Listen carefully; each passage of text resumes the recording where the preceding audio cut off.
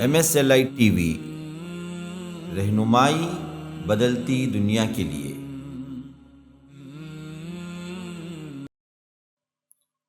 الحمد لله كفى وسلام على عباده الذين اصطفى أما بعد، عن أبي قتادة رضي الله تعالى عنه قال: دخلت المسجد ورسول الله صلى الله عليه وسلم جالس بين ظهران الناس، قال: فجلست فقال رسول الله صلى الله عليه وسلم: ما منعك أن تركع ركعتين قبل أن تجلس؟ قال: فقلت يا رسول الله رأيتك جالسا والناس جلوس.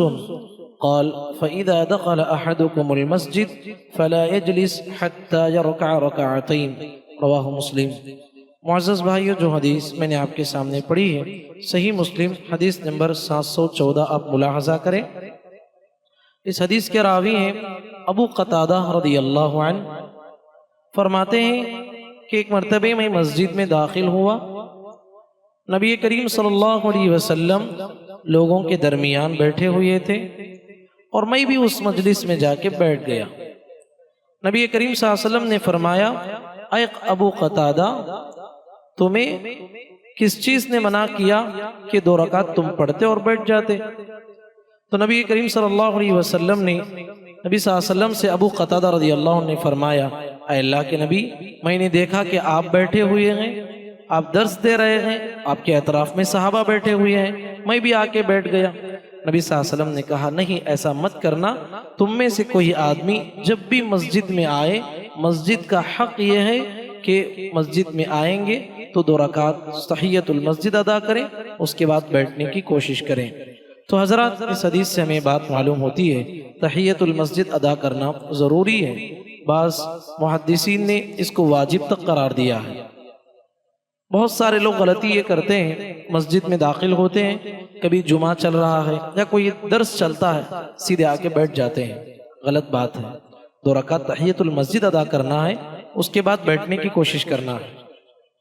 ہاں، یہ بات بھی یاد رکھنا ہے کہ نماز کے وقت میں تحیۃ المسجد نہیں ہے۔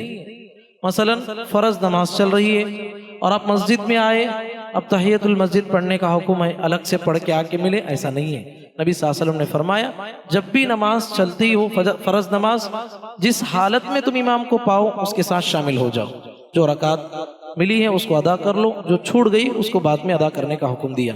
مطلب یہ ہے کہ فرض نماز کے وقت میں تحیۃ المسجد نہیں ہے، یا ایسے وقت میں آپ مسجد میں داخل ہوئے ہیں، اذان ہو گئی ہے، ظہر کی اذان ہو گئی، اب آپ کو 4 رکعت سنت مؤکدہ ادا کرنا ہے، اس وقت میں آپ کو تحیۃ المسجد نہیں ہے، آپ 4 رکعت جو ہے سنت مؤکدہ ادا کریں گے، اسی میں تحیۃ المسجد آ جائے گی۔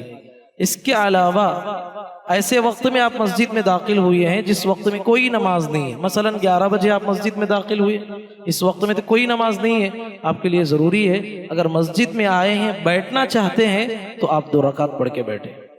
3 بجے آئے ہیں جس وقت میں کوئی نماز نہیں ہے، آپ مسجد میں لیٹنا چاہتے ہیں، بیٹھنا چاہتے ہیں، تو حکم دیا گیا پہلے 2 رکعت پڑھیں، اس کے بعد آپ بیٹھنے کی کوشش کریں۔ اللہ تعالیٰ سے دعا ہے اللہ تعالیٰ کہنے والے اور سننے والوں کو پروردگار ہمیں اسلامی تعلیمات کے مطابق زندگی گزارنے کی توفیق نصیب فرما۔ اللہم آمین، وآخر دعوانا الحمدللہ رب العالمین۔